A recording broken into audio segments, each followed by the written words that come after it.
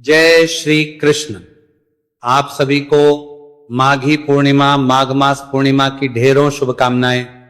प्रिय दर्शकों, आज हम बात करेंगे माघी पूर्णिमा के विषय में। बड़ी पूर्णिमा, महत्वपूर्ण पूर्णिमा। एक तो इसलिए क्योंकि माघ मास की पूर्णिमा है, माघ स्नान की पूर्णता होगी, माघ मास पूर्ण होगा। माघ स्नान अपने आप में महत्वपूर्ण होता है। ये जो पूर्णिमा है, माघी पूर्णिमा, इसे अत्यंत पुण्यताई कहा गया है। कहते हैं कि इस दिन सभी देवता त्रिवेणी संगम पर स्नान करने के लिए स्वयं पृथ्वी पर आते हैं। इससे बड़ा दिन क्या होगा साहब, जिस दिन देवगण भी पृथ्वी पर लौटकर आते हैं और संगम पर स्नान करते हैं। इसीलिए इसका महत्व बहुत अधिक है। इस दिन का जो स्नान है बड़ा पुण्यदायी है। कैसे करना चाहिए वो स्नान, क्या उसकी विधि होनी चाहिए? जो संगम नहीं जा सकते, गंगा जी नहीं जा सकते, वो घर पर कैसे स्नान करेंगे? पहला प्रश्न ये बताएंगे। दूसरा, दान आपको अत्यंत पुण्य प्रदान करता है।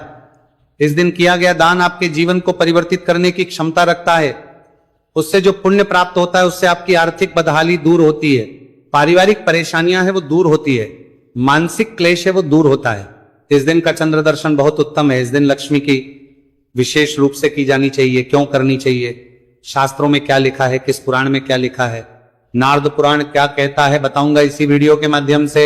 इस दिन सायंकाल को एक दीपदान अवश्य करना चाहिए। वो किसके लिए करना चाहिए और कब करना चाहिए? आप जानते हैं ये तिथि साधारण नहीं है। ये मां लक्ष्मी की प्राप्ति कराने के लिए सबसे उत्तम दिन है। साथ ही 3 महाविद्याओं में से जो तीसरी महाविद्या है उनकी पूजा इस दिन बहुत महत्वपूर्ण होती है।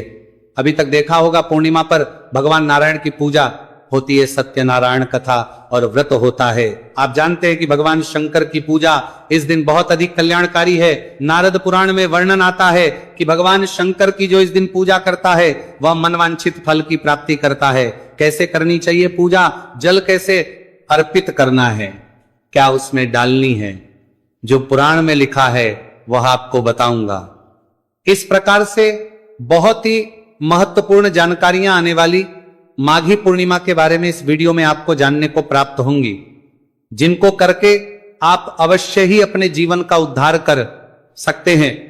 भगवान के आशीर्वाद से कोटि गुना फलों की प्राप्ति कर सकते हैं, पुण्यों की प्राप्ति कर सकते हैं। और जब पुण्य बढ़ेंगे तो आपके जीवन में मंगल ही मंगल होगा। आइए जानकारी आरंभ करते हैं।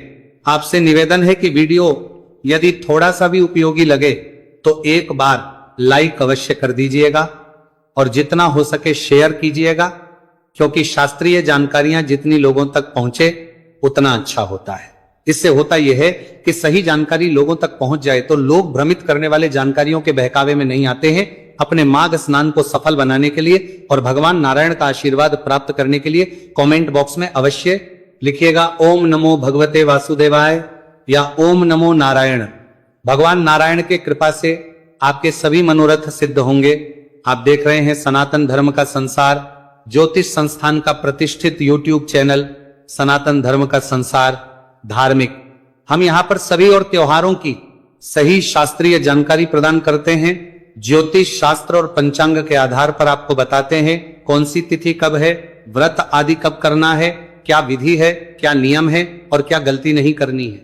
यदि आप सभी व्रत और त्योहारों की सही शास्त्रीय जानकारी पाते रहना चाहते हैं तो कृपया चैनल को सब्सक्राइब कीजिए और बेल आइकन को प्रेस कीजिए। जब आप सब्सक्राइब का बटन दबाएंगे तो वहां एक घंटी बना हुआ आएगा, उसे अवश्य दबाइएगा, तभी आपको हमारे सारे वीडियो प्राप्त होंगे, अन्यथा आपसे जानकारी छूट जाएगी। आइए बात करते हैं बड़ी पूर्णिमा, माघी की पूर्णिमा की। प्रिय दर्शकों, माघी की पूर्णिमा बहुत बड़ी और बहुत महत्वपूर्ण पूर्णिमा होती है। ये बहुत अधिक पुण्य देने वाली होती है। मैं आपसे यही कहूंगा कि स्थिति का लाभ अवश्य उठा लीजिएगा, क्योंकि इस दिन आप जो पूजा पाठ करेंगे, जब तप करेंगे, दान करेंगे, वो आपको हजारों गुना अधिक पुण्य देने वाला होगा। प्रिय दर्शकों, जो पहला कार्य आपको पूर्णिमा पर करना है, माघी पूर्णिमा पर, वो है माघी पूर्णिमा का स्नान। क्योंकि मैं विधि से चलता हूं, नियम से, कि मनुष्य पहले क्या करता है फिर बाद में क्या करना होता है, उसी के अनुसार मैं चीजों को बताता हूं। वरना मेरे पास एक बहुत महत्वपूर्ण उपाय भी है आपके घर के सभी संकटों को दूर करने के लिए। पर पहले स्नान की बात करते हैं। शास्त्र कहते हैं कि माघी पूर्णिमा पर तीर युक्त जल से स्नान करना चाहिए। जो मनुष्य तीर युक्त जल से स्नान करता है वह वैकुंठ लोक को प्राप्त करता है, नारायण को प्रसन्न करता है। इसीलिए इस दिन आपको तिलयुक्त जल से स्नान करना चाहिए। सबसे उत्तम स्नान कहा गया है। प्रयाग तीर्थ में अगर आप प्रयाग के संगम पे आज स्नान करते हैं तो वो सर्वोत्तम स्नान है, क्योंकि स्वयं देवता इस दिन स्नान के लिए आते हैं। पर सबके लिए संभव नहीं है कि वहां जाके स्नान किया जा सके, और सब चले जाएंगे तो फिर वहां आ भी नहीं पाएंगे सारे। जो लोग घर पर हैं वो कैसे स्नान करें? बड़ी बात यह है, क्योंकि अधिकतर लोग घर पे ही रहने वाले हैं, तो शास्त्र माघी पूर्णिमा के दिन संपूर्ण जल गंगा में हो जाता है। अर्थात आप जो भी स्नान करेंगे, माघी पूर्णिमा का ये फल है, ये प्रताप है कि वह सारा जल, पृथ्वी पर जो भी जल है वह गंगा जल के समान ही होगा और गंगा जल के समान ही पुण्य देने वाला होगा। इसीलिए घर पर भी स्नान करेंगे तो फल आपको गंगा जल के स्नान से ही प्राप्त होगा, उतना ही प्राप्त होगा। बस समय का ध्यान रखिएगा, सूर्योदय से पहले स्नान कीजिएगा। पहली यह है कि सूर्योदय से पहले स्नान करेंगे। जो स्नान के लिए जल आप भरेंगे उस पात्र को अच्छे से धोइए, उसमें पहले थोड़ा सा गंगा जल भरिए, चाहे 2 बूंद ही गंगा जल के डालिए। पहले गंगा जल डालिए, फिर थोड़े से काले तिल उसमें डाल लीजिए। अब उसमें जल भरिए और फिर आप उससे हर हर गंगे बोलते हुए स्नान कीजिए, या ओम नमो भगवते वासुदेवाय बोलते हुए स्नान कीजिए। यहां पे एक चीज ध्यान देने वाली बात है कि इस दिन आपको उबटन, तिल के उबटन का प्रयोग करना चाहिए, या आप जो बेसन का उबटन बनता है वो प्रयोग कीजिए, परंतु साबुन आदि का प्रयोग ना कीजिएगा। ये जो स्नान है ये बड़ा महत्वपूर्ण है इस दिन का। सूर्योदय से पहले किया गया ये स्नान भगवान नारायण की प्रसन्नता के लिए महत्वपूर्ण है, और इससे भगवान नारायण की प्रसन्नता आपको प्राप्त होगी, आपके पापों का नाश होगा। तो ये माघी पूर्णिमा का जो स्नान है इसे आपने अवश्य करना है। ध्यान दीजिएगा, स्नान करने दूसरा कार्य, स्नान आदि करके आपको आज के दिन भगवान सूर्यदेव को जल अवश्य देना है। भगवान सूर्यदेव को दिया जाने वाला ये जल बड़ा कल्याणकारी होगा। सूर्य को जो जल देंगे उसमें थोड़ा सा गंगा जल, थोड़े से लाल पुष्प, थोड़ी सी रोली और साबुत अक्षत ये डाल लीजिएगा, और फिर उससे आप सूर्यदेव को अर्घ्य दीजिएगा। अर्घ्य की विधि मैंने अपलोड की हुई है, आप उसका लाभ लीजिएगा कि अर्घ्य देना होता है। वीडियो पहले से पहले शास्त्रीय विधि बताई है जो पुराणों में वर्णित है, उस विधि से आप अर्घ्य दीजिएगा। अर्घ्य देने के लिए जो समय होगा ना, क्योंकि माघी पूर्णिमा पर सूर्य उदय होगा 7:13 पर, अधिक से अधिक समय है 9:13 तक, क्योंकि सूर्योदय से 2 घंटे के अंदर अंदर आपको अर्घ्य दे देना चाहिए। उससे अधिक समय लगाते हो अगर आप, तो आपको एक पश्चाताप अर्घ्य देना पड़ता है, फिर विधि बदल जाती है। सूर्य को कब आप अर्घ्य दे रहे हैं उसके अनुसार विधि तय होती है। तो पहले घंटे के लिए तो ये विधि है जो हमने बता रखी है, और यदि आप सूर्योदय के 2 घंटे बाद जल अर्घ्य देंगे तो विधि बदल जाएगी, उसमें एक पश्चाताप अर्घ्य जुड़ जाता है, वो भी मैंने उसी विधि में बताया है, तो उसका लाभ अवश्य दीजिएगा। सूर्य अर्घ्य अवश्य देना है। सूर्य अर्घ्य के बाद एक जो बड़ा उत्तम कार्य आपने करना है, मंगल कार्य आपने करना है, ये आपके घर के सौभाग्य को बदलने के लिए है। आपके घर की किस्मत बदल जाएगी इससे, और भगवान नारायण की प्रसन्नता, भगवान नारायण का आशीर्वाद प्राप्त होगा। कारण क्या है कि आपको एक शंख लेना है। दक्षिणावर्ती शंख हो तो बहुत उत्तम है। शंख लीजिए, उसमें पहले थोड़ा सा गंगा जल डालिए, फिर उसमें शुद्ध जल भर लीजिए। अब उसमें एक पत्ता तुलसी का डालिए। ये चीजें डालनी है आपने शंख में, पहले गंगा जल, फिर शुद्ध जल और तुलसी का पत्ता।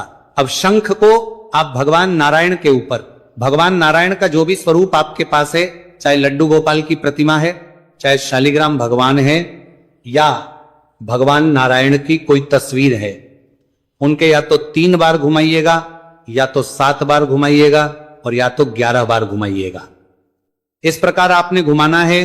प्रतिमा है आपके पास तो प्रतिमा के ऊपर, और अगर आपके पास तस्वीर है तो भगवान की तस्वीर के ऊपर। और उसके बाद ये जो जल है ना, इसके छींटे पूरे घर में दीजिएगा, और जितने भी परिवार के सदस्य हैं सबके ऊपर इस जल के छींटे दीजिएगा। ये कार्य आपकी किस्मत को बदल देंगे, आपकी किस्मत बदलेगी। घर में कोई होगी वो सब बाहर चली जाएगी, आपकी किस्मत में कोई नेगेटिविटी होगी वो सब बाहर चली जाएगी। इस कार्य को इस पूर्णिमा पर आपको अवश्य करना चाहिए, ये आपके परिवार की भलाई के लिए है। नारद पुराण में वर्णन आता है कि माघ मास की पूर्णिमा के दिन यदि मनुष्य तिल या सूती कपड़े या कंबल या आभूषण, रत्न, सर की टोपी, पगड़ी, उपाधान अर्थात जूते, ये सब अपनी सामर्थ्य के अनुसार दान करता है तो पुराण कहता है कि इससे मनुष्य को स्वर्गलोक के सुख की प्राप्ति होती है। तो ये दान की वस्तुएं हैं जो नारद पुराण में वर्णित हैं। मैं फिर से एक बार बता दूं, तिल, काले तिल विशेष महत्वपूर्ण होती है। तिल का दान इस दिन बड़ा कल्याणकारी है, तो तिल का दान कीजिएगा। तिल, जूते, कंबल या सूती कपड़े या स्वर्ण दान, रत्न, आभूषण का दान, ये सब मनुष्य को दान करना चाहिए। और कितना करना चाहिए? सामर्थ्य के अनुसार, आपके वैभव के अनुसार। सीधा लिखा है पुराण में कि जितना भगवान ने दिया उसके अनुसार दान दीजिए। कोई अधिक पैसे वाला है उसको अधिक दान करना चाहिए, जिसका पैसे की कमी है तो अपने सामर्थ्य के अनुसार करें, लेकिन सामर्थ्य के अनुसार दिया गया दान ही फलित होता है, इसका हमेशा ध्यान रखना चाहिए। तो इससे ये दान देना है। किसको दान देना है? सबसे पहले ब्राह्मण को दान देना है। उसके बाद आप किसी गरीब की सहायता के लिए दे सकते हैं, कहीं अनाथालय में दे सकते हैं, वृद्ध आश्रम में दे सकते हैं, या आपके आसपास कोई साधु हैं, महाराज हैं, उनको दे सकते हैं। और जो वस्तु आदि ना ला पाए उनके लिए शास्त्र कहते हैं कि आप धन दान दीजिए, अर्थात पैसे का दान दीजिए। पर आपने आज दान अवश्य करना है। जब ब्राह्मण का चुनाव करें तो किसी वेद पारिवारिक ब्राह्मण को दीजिए। पारिवारिक अर्थात जिसके पास खाने वाले लोग हों, या जो वेद पाठी हो, वेदों का अध्ययन करता हो और सदाचारी ब्राह्मण हो। ऐसा करने से क्या होगा? आपको स्वर्ग लोक के सुखों की प्राप्ति होगी। जब तक मनुष्य इस पृथ्वी पर रहेगा उसकी सभी इच्छाएं पूर्ण होती हैं, और जब मनुष्य इस लोक से परलोक जाता है तो वहां आपको स्वर्ग की प्राप्ति होती है, सभी सुख सुविधाओं की प्राप्ति होती है। नारद पुराण में वर्णन आता है कि जो इस दिन भगवान शंकर की विधि विधान से पूजा करता है, वह अश्वमेध यज्ञ का फल पाकर विष्णु जी के लोक में प्रतिष्ठित होता है, अर्थात उसे मोक्ष की प्राप्ति होती है। यह मैं बात कर रहा हूं नारद पुराण की। और वर्णन किसका आ रहा है? शिव जी की पूजा का। शिव जी की पूजा कैसे करनी है? विधि विधान से करनी है।